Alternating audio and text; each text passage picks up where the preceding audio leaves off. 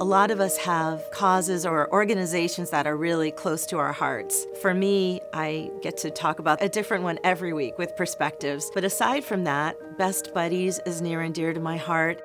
Here at Best Buddies in Maine, we try to create really genuine, mutually inclusive friendships for individuals with and without disabilities and provide them opportunities to meet people they may not have met naturally.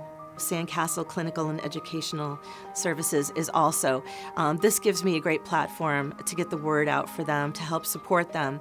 Then, Lori Vornis does Cans for a Cure with her morning show partners. It's a charity we started by collecting bottles and cans throughout Maine and then redeeming those for a nickel a piece, and we've raised almost $500,000 over the past 20 years, a nickel at a time. We tried a whole bunch of different ways of trying to find ways to raise money, everything from baking cupcakes for people to putting ourselves on a teeter-totter and filling up coins on one side till it weighed what we weighed. And we just said, wait a minute, let's make it something that everybody can do.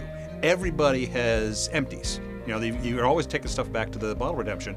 And Clink hooked up with us. They've just made it so much easier for us to raise that money. It's such an amazing thing to see how many people want to get involved in it because they can so easily. Mark Curto does Markathon for the Center for Grieving Children. I knew the power that we had as a station, and I wanted us to maximize that.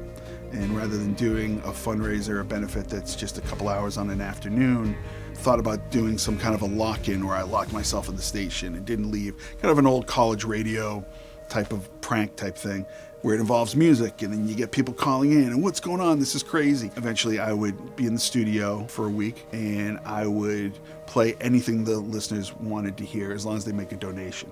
Eventually the question came around, well, who to support? And there's so many great organizations in Portland. Someone brought up to me the Center for Grieving Children. I'd heard the name, but I didn't know really much about it. As soon as I found out about it, I thought, this is absolutely perfect. It's an awesome opportunity to kind of scratch that itch when you see a lot of stuff going on in the world. You feel like you have no control over it. This is one way where you feel like you can contribute. And it's not just me, it's the listeners who make a donation or volunteer for a cause that they find that they fall in love with and can support. Townsquare is such a huge voice that we could help really amplify our voice by being a partner with Townsquare.